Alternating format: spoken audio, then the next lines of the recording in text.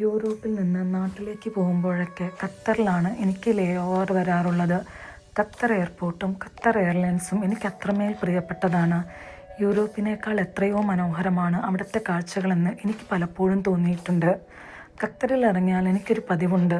നേരെ ഒരു ദോശക്കടയിൽ പോയി ചായയും ദോശയും കഴിക്കും. അന്നും പതിവ് പോലെ ദോശയും ചായയും കഴിച്ചു. പിന്നെ ഞാൻ കുറച്ച് റെസ്റ്റ് എടുത്തു. നാട്ടിലേക്ക് കുറച്ച് ഡ്രൈ ഫ്രൂട്ട്സും ഏന്തപ്പഴവും ഒക്കെ വാങ്ങി. ബില്ലടക്കാൻ നോക്കിയപ്പോഴാണ് ഞാൻ ഞെട്ടിയത്. എൻ്റെ ക്രെഡിറ്റ് കാർഡുകൾ അടങ്ങിയ പൗച്ച് കാണാനില്ല. എൻ്റെ എല്ലാ കാർഡുകളും അതിലായിരുന്നു. എവിടെയാണ് നഷ്ടപ്പെട്ടതെന്ന് എനിക്കൊരു ഓർമ്മയില്ല. ശരിക്കും എല്ലാം നഷ്ടപ്പെട്ടൊരു നിമിഷം പോലെ. നാട്ടിലേക്കാണ് പോകുന്നത്. കയ്യിലൊരു പൈസയും ഇല്ല. എൻ്റെ ജീവിതം ഇനി പൂജ്യത്തിൽ നിന്ന് തുടങ്ങേണ്ടി വരുമെന്ന് ഞാൻ ഉറപ്പിച്ചു. ഫ്ലൈറ്റ് സമയം വരെ ഹെൽപ്പ് ഡെസ്കിൽ തിരക്കിയെങ്കിലും ഒന്നും കിട്ടിയില്ല. ഒടുവിൽ ഒരു പരാതി എഴുതി നൽകി ഞാൻ ഒട്ടും പ്രതീക്ഷയില്ലാതെ നാട്ടിലേക്ക് തിരിച്ചു. അത്ഭുതമെന്ന് പറയട്ടെ, നാട്ടിലെത്തി ഒരു 3-4 ദിവസം കഴിഞ്ഞപ്പോൾ എനിക്കൊരു മെയിൽ വന്നു. നിങ്ങളുടെ പൗച്ച് കിട്ടിയിട്ടുണ്ട് എന്ന്.